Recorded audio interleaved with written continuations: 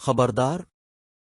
تمام تعریفیں اسی اللہ کے لیے ہیں جس نے بڑے بڑے ظالم اور جابر لوگوں کی گردنیں موت سے مروڑ دیں اور الف ونچے اونچے تختوں پر اکڑ کر بیٹھنے والے بادشاہوں کی کمریں موت سے توڑ دیں اور بڑے بڑے خزانوں کے مالکوں کی امیدیں موت سے ختم کر دیں۔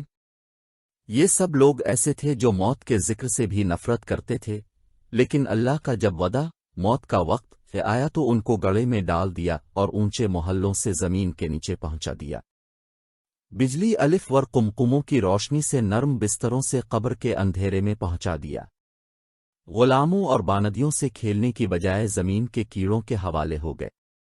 اور اپنے اچھے کھانے اور پینے میں لطف حاصل کرنے کی بجائے خاک میں لوٹنے لگے، اور دوستوں کی مجلسوں کی بجائے تنہائی کی بھشت میں گرفتار ہو گئے۔ پس کیا ان لوگوں نے کسی مضبوط قلعہ کے ذریعہ موت سے اپنی حفاظت کر لی، اس سے بچنے کے لیے کوئی دوسرا ذریعہ اختیار کر لیا؟ پس وہ ذات پاک ہے جس کے قہر اور غلبہ میں کوئی دوسرا شریک نہیں، اور ہمیشہ رہنے کے لیے صرف اسی کی تنہا ذات ہے، کوئی اس کا مثل نہیں۔ پس جب موت ہر شخص کو پیش آنے والی ہے اور مٹی میں جا کر ملنا ہے اور قبر کے کیڑوں کا ساتھی بننا ہے اور منکر نکیر سے سابقہ پڑنا ہے اور زمین کے نیچے مدتوں رہنا ہے اور وہاں بہت طویل زمانہ تک ٹھکانا ہے اور پھر قیامت کا سخت منظر دیکھنا ہے، اس کے بعد معلوم نہیں جنت میں جانا ہے یا دوزخ ٹھکانا ہے، تو نہایت ضروری ہے کہ موت کا فکر ہر وقت آدمی پر مسلط رہے۔ میرے دوستوں، دنیا کی زندگی چاہے کتنی ہی زیادہ ہو جائے بہرحال ختم ہونے والی ہے،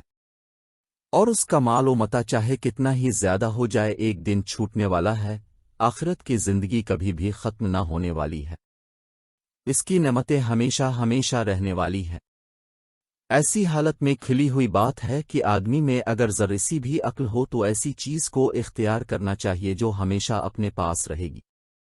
ایسی چیز کے پیچھے پڑنا جو کسی طرح بھی اپنے پاس ہمیشہ نہیں رہ سکتی۔ بے وقوفی کی انتہا ہے، مگر ہم لوگوں کی عقل پر غفلت کا پردہ پڑا ہوا ہے۔ اس اسٹیشن کے ویٹنگ روم کی زیب وزیت پر دل لگائے بیٹھے ہیں، اور قیام صرف اتنا ہے کہ جب ریل گاڑی آ جائے اس پر سوار ہو جانا ہے۔ اتنے ذرا سے وقت میں اگر آدمی اپنے سفر کی تیاری میں مشغول رہے، اپنے سامان سفر کو تیار کرے، جو چیزیں وطن میں پہنچ کر کام آنے والی ہیں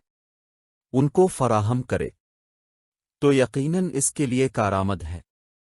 وہ اپنا قیمتی وقت اور تھوڑی سی فرصت وہاں کے سیر سپاٹے میں خرچ کر دے،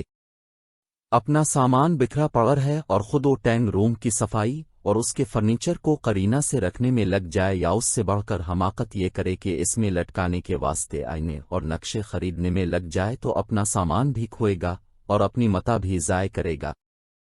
اللہ تعالیٰ فرماتا ہے، اے ایمان والو، نون غون نہ تم کو تمہارے مال اور تمہاری اولاد اللہ کی یاد سے غافل نہ کر دیں، اور جو ایسا کرے گا ایسے ہی لوگ خسارہ والے ہیں۔ اور جو کچھ اللہ تعالیٰ نے تم کو دیا اس میں سے اس سے پہلے خرچ کر لو کہ تم میں سے کسی کی موت کا وقت آ جائے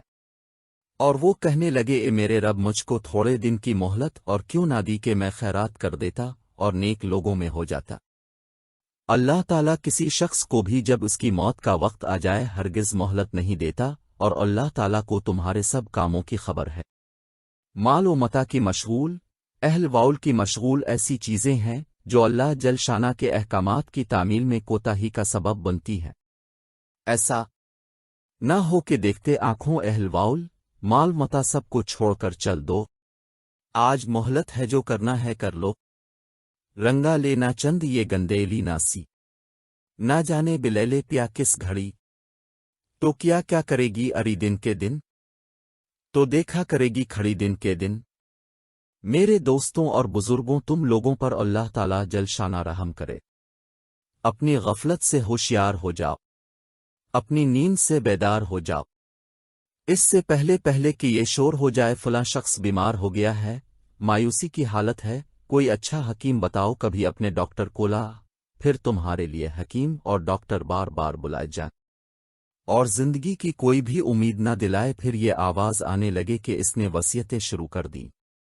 یہ لو، اس کی تو زبان بھی بھاری ہو گئی، اب تو آواز بھی اچھی طرح نہیں نکلتی،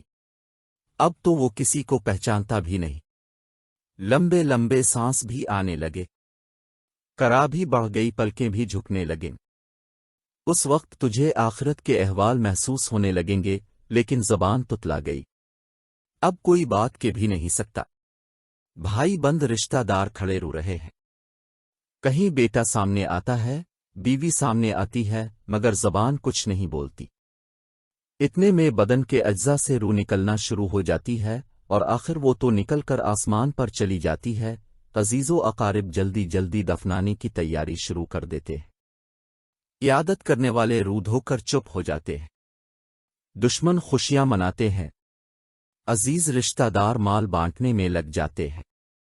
اور مرنے والا اپنے اعمال میں پھنس جاتا ہے۔ یہ حقیقت ہے اس زندگی کی۔ موت کا معاملہ نہایت سخت ہے، اور ہم لوگ اس سے بہت غافل ہیں، اپنے مشاغل کی وجہ سے اس کا ذکر ہی نہیں کرتے۔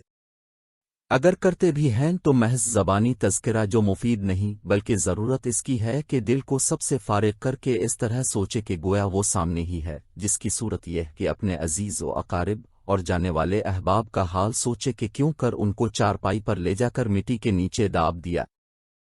ان کی صورتوں کا، ان کے اعلیٰ منصبوں کا خیال کرے اور غور کرے کہ اب مٹی نے کس طرح ان کی اچھی صورتوں کو پلیٹ دیا ہوگا، ان کے بدن کے ٹکڑے الگ الگ ہو گئے ہوں گے، کس طرح بچوں کو یتیم، بیوی کو بیوہ اور رشتہ داروں کو روتا چھوڑ کر چل دیے، ان کے سامان، ان کے مال، ان کے کپڑے پڑے رہ گئے۔ یہی حشر ایک دن میرا بھی ہوگا۔ کس طرح وہ مجلسوں میں بیٹھ کر قہقہے لگاتے تھے، آج خاموش پڑے ہیں، کس طرح دنیا کی لذتوں میں مشغول تھے، آج مٹی میں ملے پڑے ہیں،